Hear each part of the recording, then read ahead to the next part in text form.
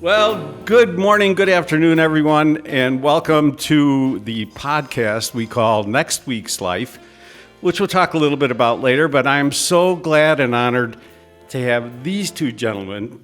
Basically, I've been seeing them probably every month, 3 times a month around the world at some trade show or someplace in the world.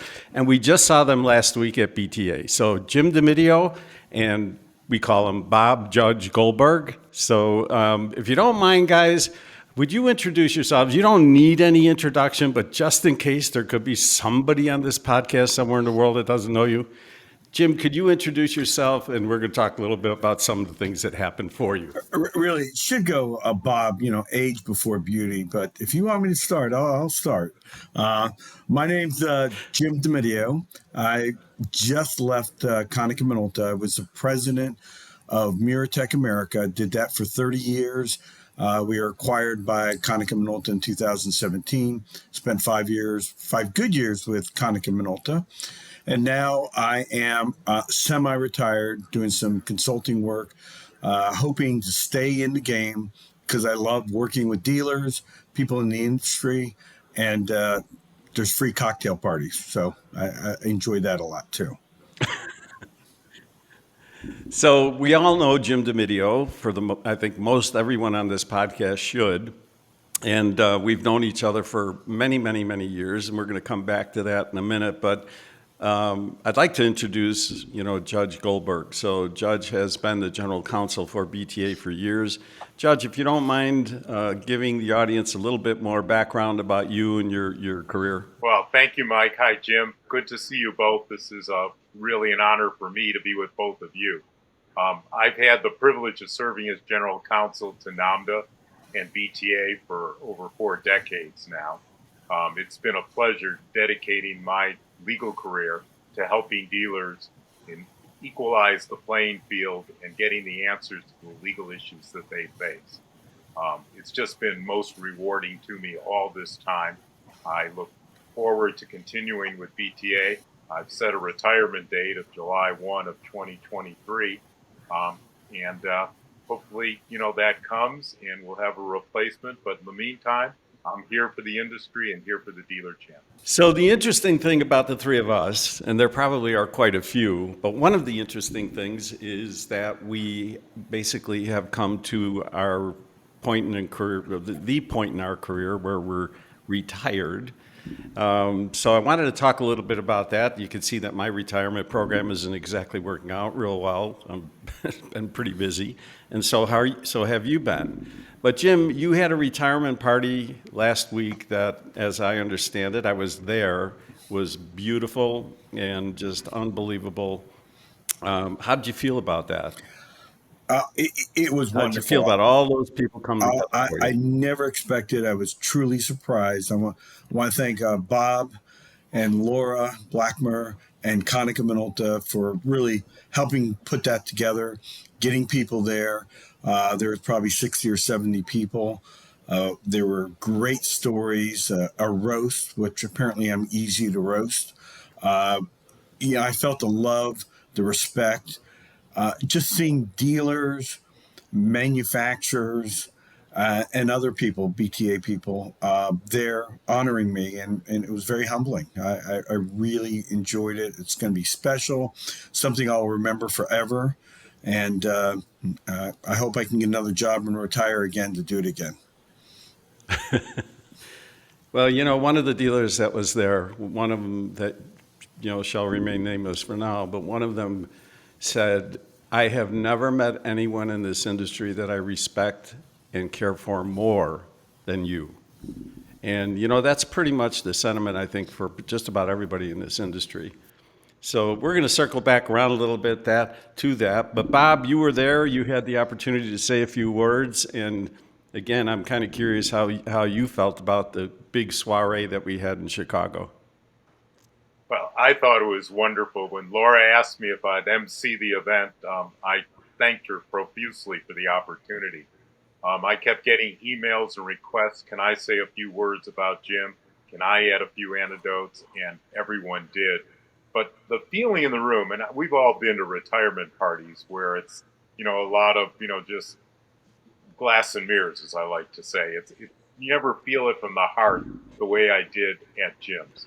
Everyone in that room, Jim, respected you, had wonderful things to say about you, and there was a love in that room and admiration.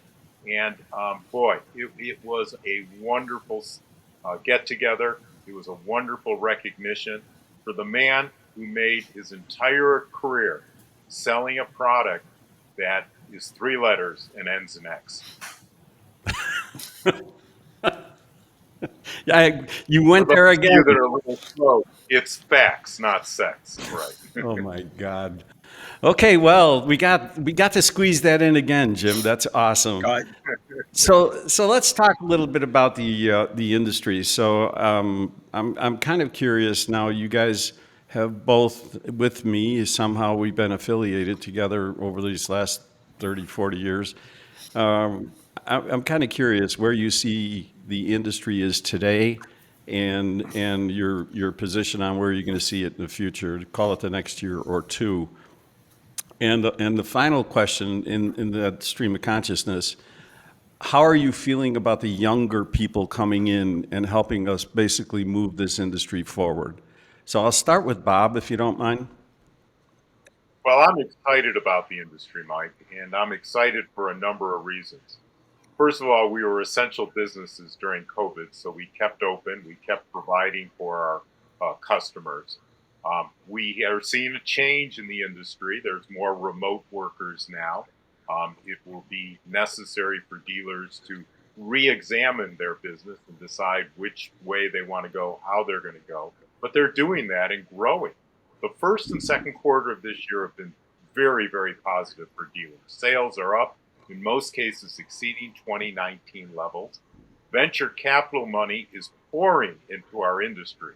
And what does that tell us? It tells us very simply that people who have money to invest look at our industry as a great return, a better return than they can get elsewhere.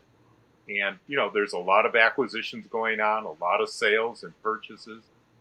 Some dealers have decided, like us, it's maybe time to retire. And thank goodness there's an easy exit strategy.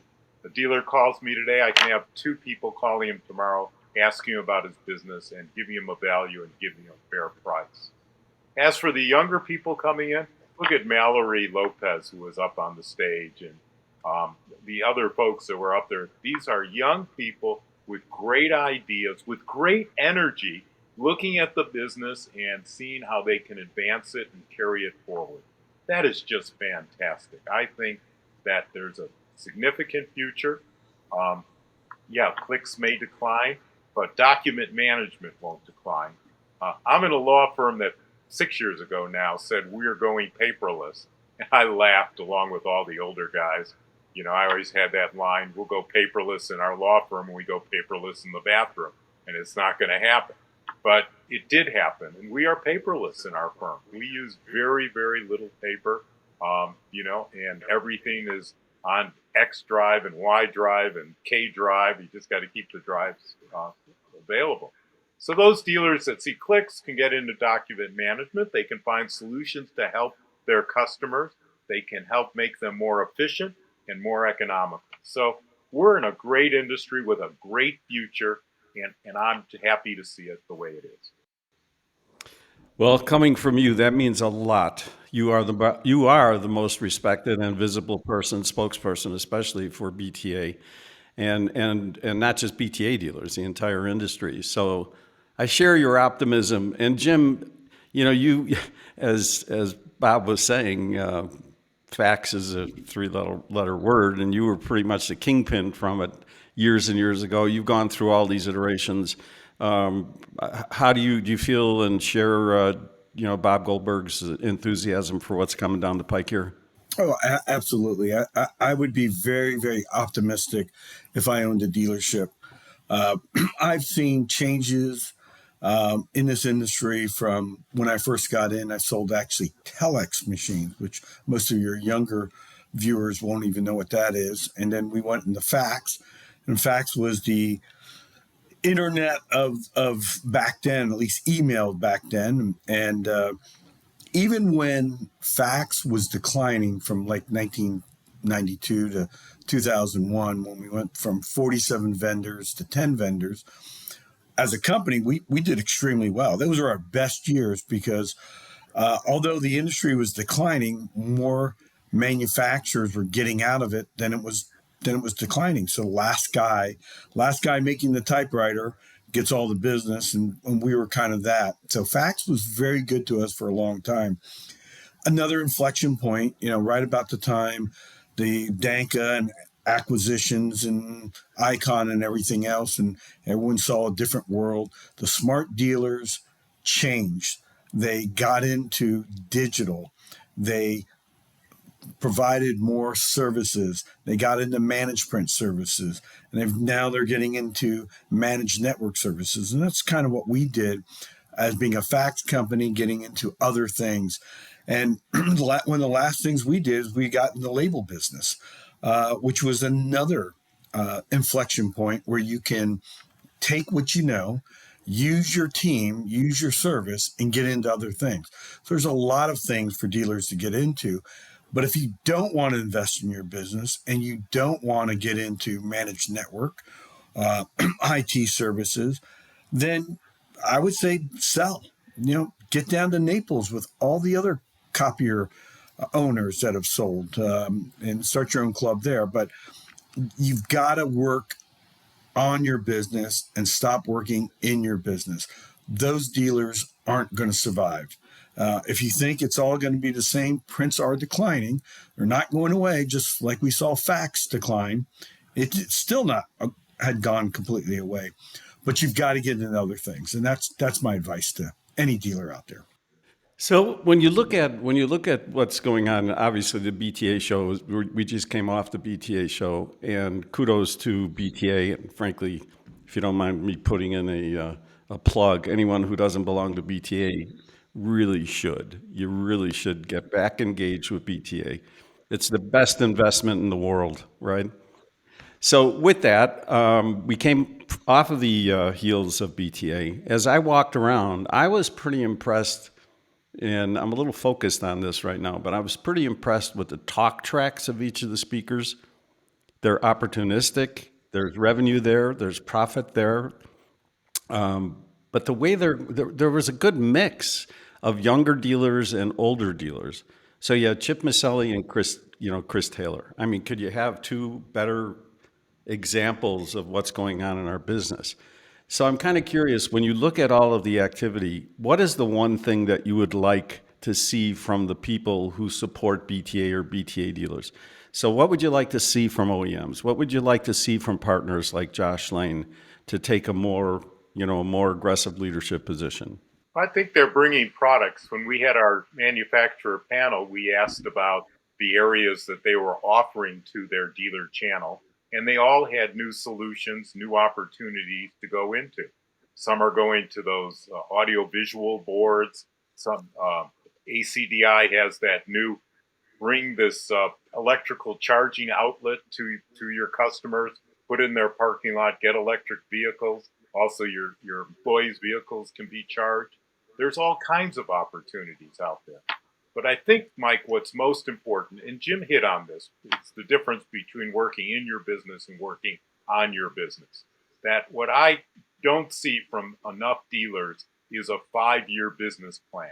A business plan as to where they want to go in 1 year, 2 year, 3 year, 4 year, 5 year. Now it can change. That's not written in stone. But you have to have a guide for what you're thinking, where you're going to invest, and you have to invest money to take on some of these new technologies and bring yourself to there. So I would like to see more dealers, reaching out, expanding, examining. Come to BTA, come to the networking meetings. If you're a CDA dealer, a SDG Pro Dealer Group, BC IPBI, they're all there. Okay, network with your other dealers. Find out what they're doing that's successful, and see if you can mimic it. If it's not for you, talk to others until you find it. But there's tremendous opportunities out there. A lot of software companies were down there at BTA, and there were a lot of new opportunities that we hadn't seen in previous events. So join BTA, they'll help you get there, and you get free legal services from me. The dues are less than 1 hour of my time if you were to buy it. So 1 year, you do real well. That's got to be the Yeah, easiest sell in the world, right there. Have them look at one contract, and that absolutely. paid for itself going forward. For me, what I really liked about this last BTA, a lot about culture, a lot about changes. I have three kids Yeah. that are in their 20s, and when we sit around and we talk about business, and we talk about what they're doing, I begin to understand just how different what they want in a business and what I wanted when I was in 20s. We were all just money motivated. You went, and it's not that they're not, but they want a little bit more than just money.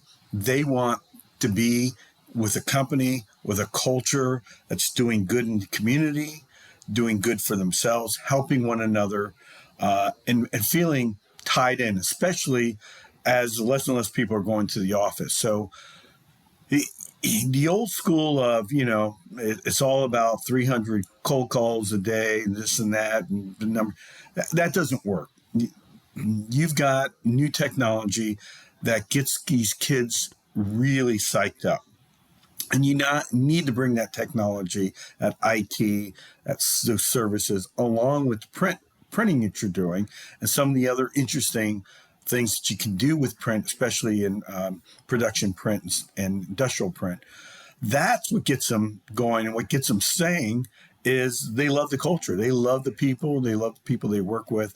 And you've got to develop that culture to make yourselves a really great company going forward. The old good to great.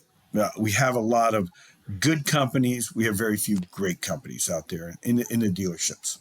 You know, that's honestly great input from both of you. The one thing about the BTA show that struck me was I watched the Impact Networking team, and then I think it was the Zeno team, and you want to talk about two panels of tremendously gifted young folks who are running these companies. And to your point, Jim, the whole culture that came out of those two panels, I thought was amazing. So again, kudos to BTA for pulling that all together. So a more philosophical question. We have traveled the world together, and at some point, there's a realization that says, "Wow, this industry's been so good to us," right? I mean, it's been so good. We've traveled the world, we've done wonderful things, and for that we're blessed. And I know, Bob, I think you're saying is family, friends, and fun, if I'm not mistaken. Family, friends, and health, Mike. There you go. And that kind of philosophy is something I know that we take to, and as I get older and longer in my career, it becomes ever more popular and resonates in my mind. So as we're the elder statesmen, well, at least Bob and I, and Jim's probably a little bit further behind us, but as the elder statesmen of the business, in the business, if I could call us that, you know, do you think, and again, it's a philosophical question, I'm looking around at all these folks. Do you think leaders are made or born?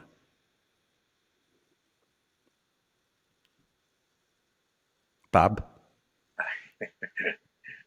I'm vacillating back and forth. I think leaders are made. I think you are born with certain abilities, but you have to perfect those abilities to become a true leader and a true mentor.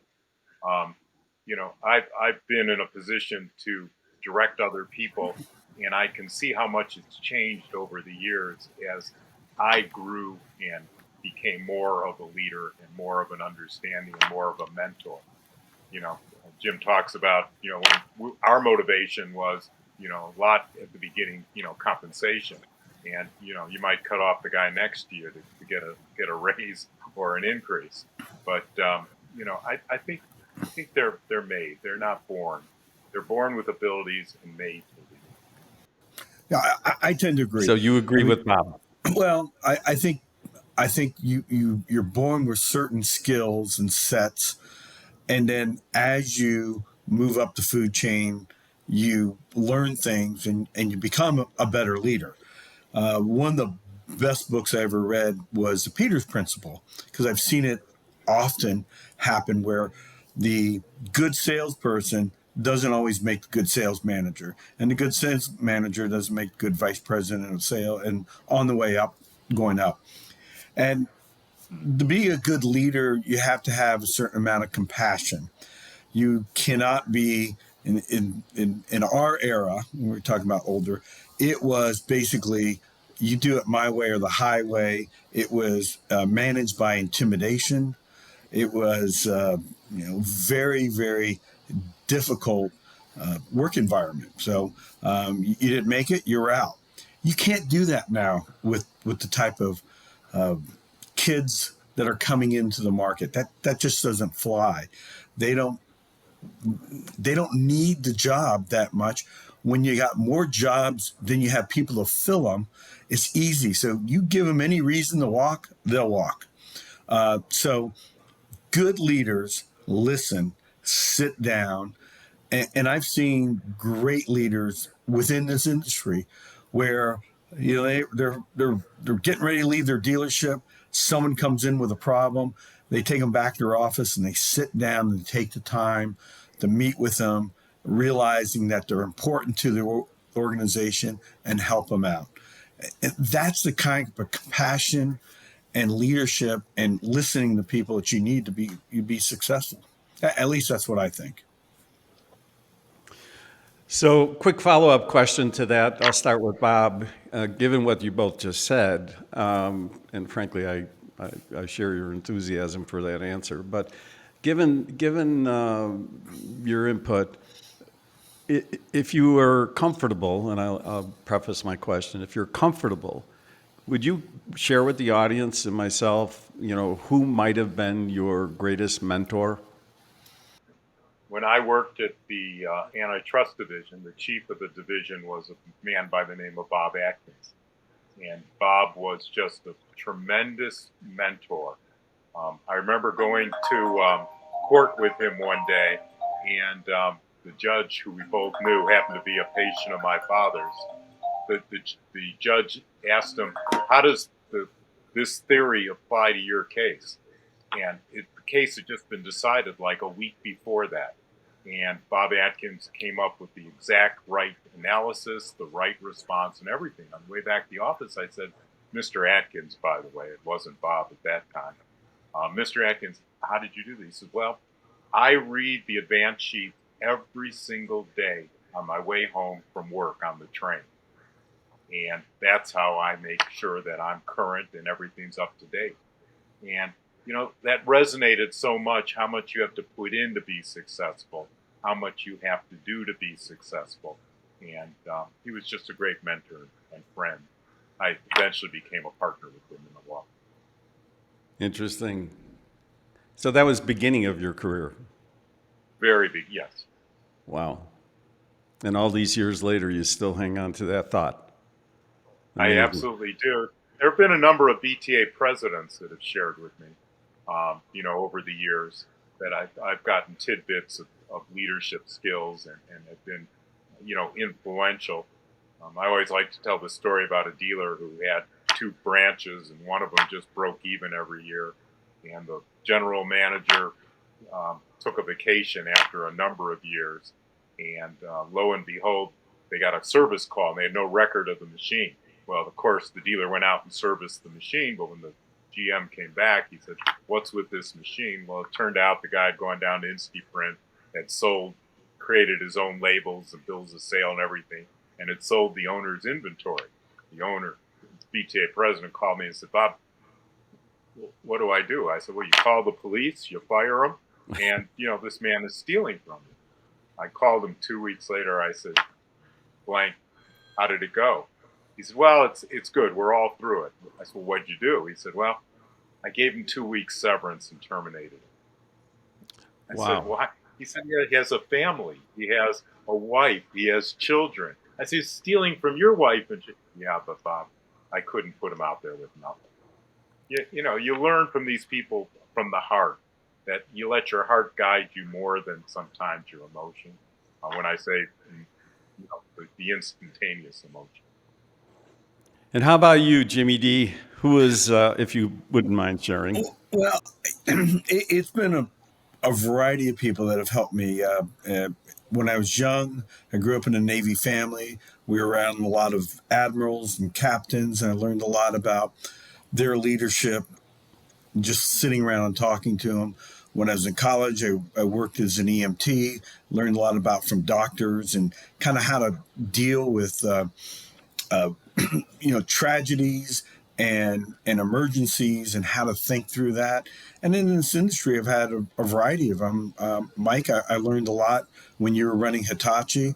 I've learned tremendous a lot from Bob about managing. He's talked me off the cliff from going after people who I think I should have sued. I learned a lot from Rick Taylor. Rick was a great mentor to me, and he was great in showing and showing where the company needs to go and looking at us and says, you guys got to get us there.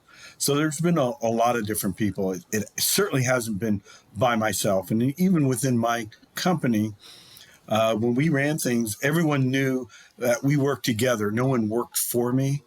And I solicited information and ideas from everyone. And we kind of made decisions based on as a group. Well, and yeah, you didn't have to agree with everything, but eventually, once we decide on a strategy, we all got on board and went forward. And that's that same idea. You got to get the right people on the bus. And I had no problem firing people that we made mistakes on that weren't the right people on the bus. So that kind of where I've gotten So, mine. well, you know what? You mentioned some pretty noteworthy people in the industry. Certainly, Rick Taylor, and when you look at the people that mentor you, you have to almost separate them between family and other, right? Because there's your father and people and mother and everybody else, but your list is a great list and the rationale is logical. One of the things that I find myself, and I think we're always different but like-minded. One of the things about the industry that sometimes frustrates me, I have to admit, but it's also encouraging. It inspires me when I see people or hear people who are unfairly negative or critical, or somehow they find some kind of weird benefit by being negative, like they're more knowledgeable than everyone else. I share Bob's enthusiasm and your enthusiasm. I think the industry is probably certainly in a very challenging place, but I also think it's the greatest part of the career that I've been involved with as far as this transition from where we were to where we're going. And when you think about inspiration, do you feel that responsibility? Do you feel like you are in a position to be inspiring people? And do you feel you do it often enough? It's a big question because I know I think it's so important really to the industry's success and human success. So Bob, how about you? Well, I think absolutely. I have the opportunity to inspire people and move them forward, get them off the cliff, look at it from different perspectives, and move on. Um, you know, I, you mentioned earlier, Michael, I talk about family, friends, and health are my three critical things in life. And I try sometimes to speak to dealers about this monumental business problem they're experiencing. And really, in 2 weeks, is that going to be this monumental? Is this, something you're going to devote all your time to? I've had countless discussions with dealers where they have an end user who's just being totally unreasonable. Take the machine back, give me back my money, do this, only because their staff didn't take staples out of the documents when it went through the feeder and it kept jamming and having trouble. And the dealer said, we did everything right. Look at the service record. Look what's happening. They made 150,000 copies. They want their money back. And I'll say to a dealer, you may be best suited to give them that money back at that time. It may hurt a little, but it's a good business decision. Move on. And you know what? They might come back in a later date. So I think you have to help put things in perspective for dealers, help them see the bright side. Dealers have done well, exceptionally well. Um, you know, print may be declining, but it depends where you are. If you're in New York City, Chicago, Los Angeles, probably going to decline a little faster. I was down at my office today, and there's no one downtown. There were 4 people in my train car going down there. So people are still working remotely. But if you're more rural oriented, if you're in secondary markets, third markets, I don't see that many changes taking place. Look at the turnout we had at BTA. Look at the turnout you have at ECS every year. People want to get together, meet together, network together. So, yes, I think we can inspire people. I think they should be looking, half full, half empty. I think there's a lot of room for growth, a lot of room for success, a lot of room for young people to come in. And I certainly want to see that happen. We'll get the word out every chance I can. And how about you, Jimmy D? Well, as a leader, you want to inspire people. You want to do things. And I tell people in this industry, if you're going to be in this industry and you're on the manufacturer or the vendor side selling to dealers, these dealers, this is their business. This is their family business. They're in it forever. And sometimes the second and third generation you're dealing with, and they remember everything. You screw a deal over once for a small pittance of money, they're going to remember it for 35 years. So if you want to inspire people, you do it by your actions, by way your company deals with them, how you go about yourself. Don't take yourself too seriously. Be humble. Have fun. But know this is a long game. If you're in this industry for the short game, that I'm going to make a bunch of money and go out and do something, you're in the wrong thing. You need to be in a hedge fund. But you can sit around and have a wonderful career. And then when you're sitting at your favorite bar and you're talking to all these people who are other things and they're looking around unhappy about what they're doing, they look at you and they say, how come you're happy? And I go, I like what I do. I like the people I work with. I like my customers. I like what we do. So I don't mind coming to work every day. If you have to convince yourself that you need to go to work and you got to convince yourself you like what you're doing, and when you really don't do it, do something else. Just get out of it. Don't do it. Unless your dealership that you own, then you got a little bit of a problem. But you can always sell. Dex is always looking for someone to buy. or Flex Print or Visual Edge Or somebody. on and on. Yeah. All right, so a couple of quick final questions. One of them is just going to be a random question. Favorite Sinatra song, Bob? Well, I would say My Way, Come Fly With Me, and My Kind of Town, Chicago. Oh, of course. Those are 3. I would add both of those I like. I also love New York, New York, because many bars I've been to, that'd be the last song they play before they Strangers in the Night can't be bad either.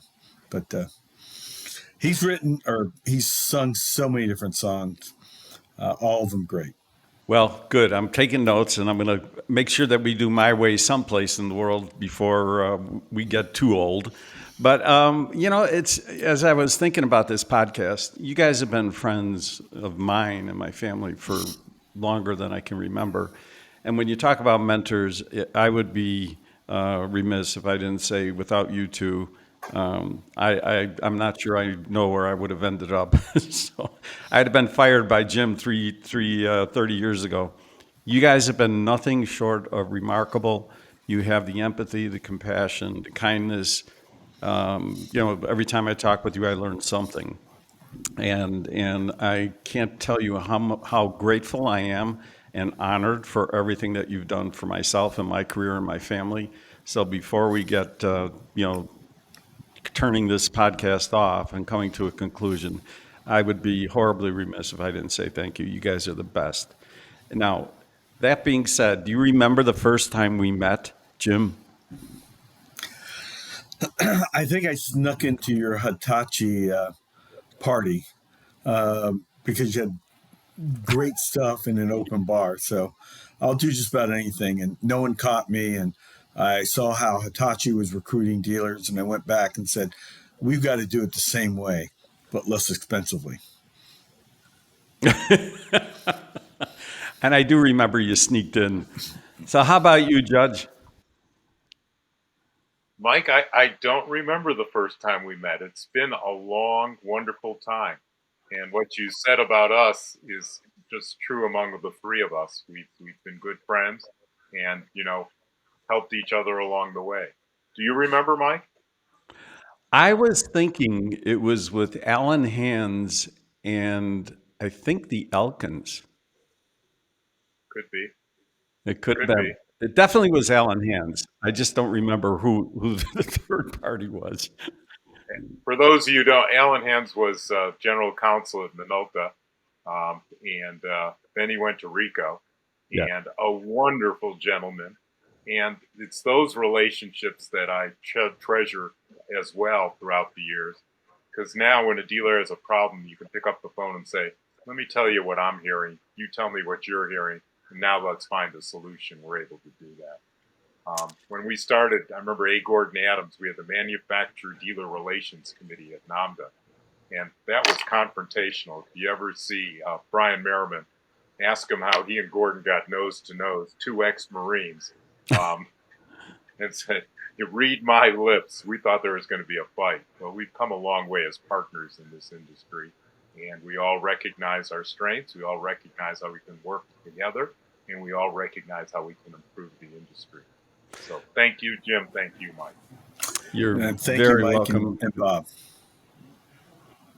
And we're going to be taking off for the gala. You're going to be doing the Jillian Fund gala and the ride. So as we leave this conversation, is there anything you would like to share with the audience about either one of those events? Well, the Jillian Fund gala is Wednesday evening, and Jillian Gorman lost her battle of cancer, and George Gorman was able to spend every day with Jillian in the hospital because his employer, Rico, let him do that. But he saw a lot of families that couldn't do it because they had to go to work every day.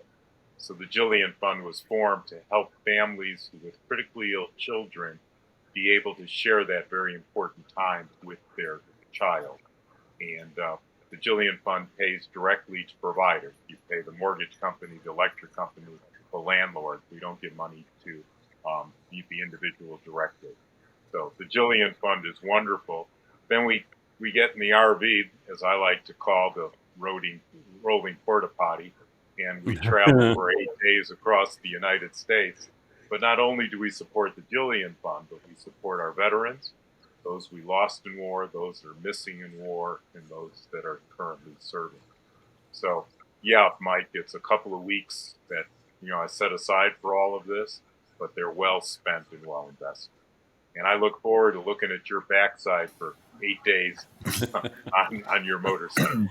Sorry, I wish I had a better offer for you, but that'll have to do. And so, how about you, Jim? Anything you'd like to I will not close be the out with? Jillian Fund, but on June 19th, the Patriot Pack will be in Dallas, and we're going to dinner, and we're also having kind of a memorial for one of the greatest people that I've ever known, inspirational, and also a mentor to me, Mike Christensen, who lost his life around Thanksgiving on a motorcycle accident where he was hit and lost his life. So the ride is for a lot of things, and I'll be part of the ride, but that's who's going to be top of my mind on the ride is Lone Star, because he's from Texas, Mike Christensen. So those of you who've never met him, sorry, you've missed out on just a wonderful human being. So with that, I am done. So we salute you and Lone Star, and you guys have a wonderful week. Thank you so much for spending time with us. So time for us to say adieu. Thank you very, very much. Adios. Thanks, Mike. Thanks, Jim. Ciao. Bye-bye.